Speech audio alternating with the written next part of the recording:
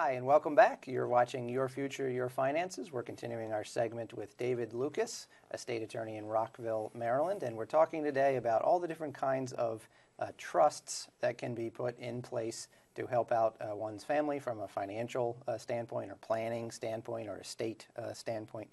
And last segment we talked about kind of the general landscape of why might one use one and revocable versus irrevocable. Some people are familiar with those terms. This segment will get into the different kinds, if that's all right. Sure. So on the list here we have the first one, IRA Inheritance Trust. So what's that? Right. So an IRA Inheritance Trust or IRA Beneficiary Trust is becoming increasingly popular because people are having larger and larger IRAs. Sure. And so what you're going to be able to do with that type of trust is you can provide some modicum of asset protection for your beneficiaries with the trust by holding the retirement assets in the trust for your beneficiary after death.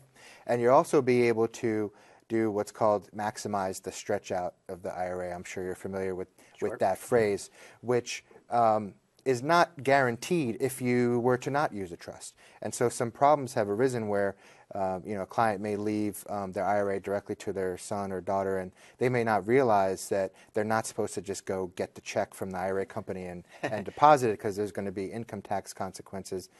You can leave it in there, or if they do that and then they subsequently have to go through a divorce or something like that, that IRA can now be subject to a divorce proceeding. So the IRA Beneficiary Trust will be able to prevent that from happening by kind of holding the IRA after death for the beneficiary and maximizing the stretch out, keeping it in a tax-deferred state for the lifetime of the beneficiary, and providing some asset protection if you want that. And someone actually runs the trust, I guess, and make sure all of those things happen. Right. So the person who runs the trust is called the trustee. That's the decision maker, the manager of the trust. And so every trust has essentially three positions. There's the trustor or the grantor. That's the person who creates the trust. Then there's the trustee, and that's the manager, the person who makes the day-to-day decisions.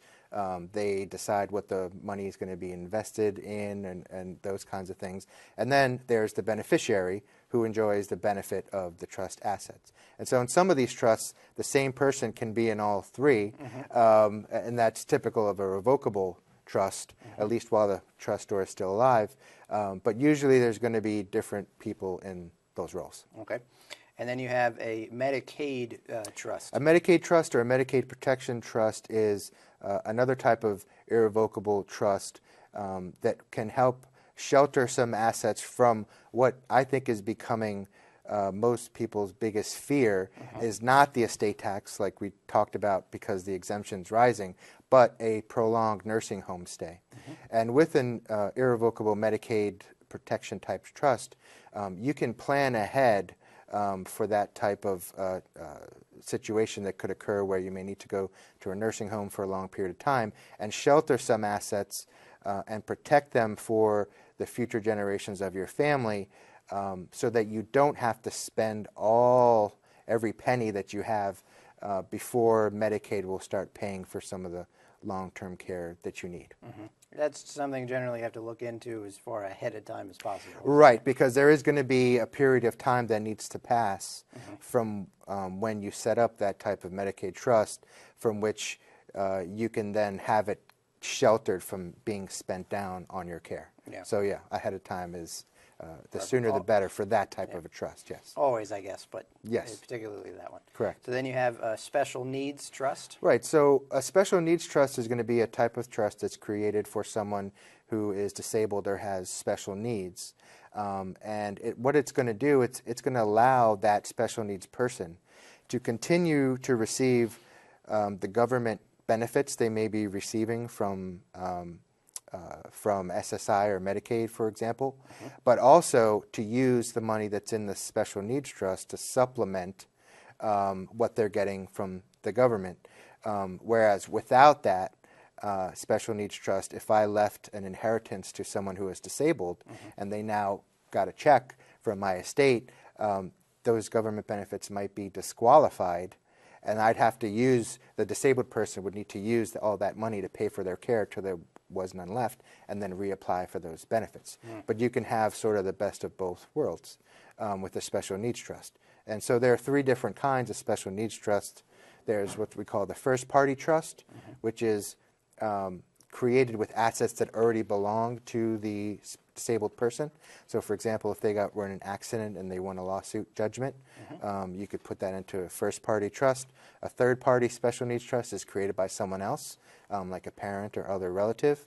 Then there's also something called a pooled special needs trust, which is basically a larger type of trust which has separate accounts for many different disabled persons. And then you have an irrevocable life insurance trust, or an ILIT. Right. So this is a very popular irrevocable type of trust. Many people don't realize that their life insurance benefits are part of their estate for estate taxes. So even if you have a small bank account and not a lot of retirement money, if you have a death benefit, a large one, that's part of your estate.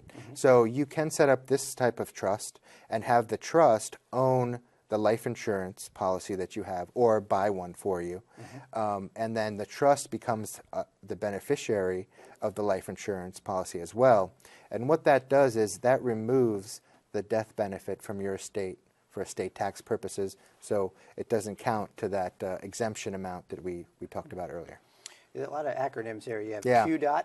QDOT. QDOT is a qualified domestic trust, and you're going to this is the type of trust that's going to be used when you have a spouse who's a non-U.S. citizen. Oh, okay. Okay, and so you need to have that so that the spouses can transfer the assets between themselves without any tax being imposed. So if I'm married to another U.S. citizen, there's something called the unlimited marital deduction in the tax law, which says we can transfer between ourselves as much money as we want during life and after death without any estate tax being imposed. That doesn't work if the other spouse is a U.S. citizen, is a non-U.S. citizen. There's a limit on that. And so if you create a special kind of trust for your non-U.S. citizen spouse and you set it up correctly, it has very particular requirements, that will allow you then to have the unlimited marital deduction and be able to transfer all your assets to your spouse at death or during life without any estate tax being imposed. Lots of rules. Yeah, lots of rules, different trusts. We got a couple more, but I think we're going to run out of time. Sure. We've got to have you back. We'll talk more about this. I'd be happy to be back. And the state of trust planning in the industry today. I have a website you could share with us? Yeah, so the website for my firm is www.lucaslawoffice.com. That's all one word. Okay, fantastic. All right. Thanks for coming on the show. Thank you. Appreciate it. All right. That does it today for Your Future, Your Finances. Thanks for watching, and we'll see you next time.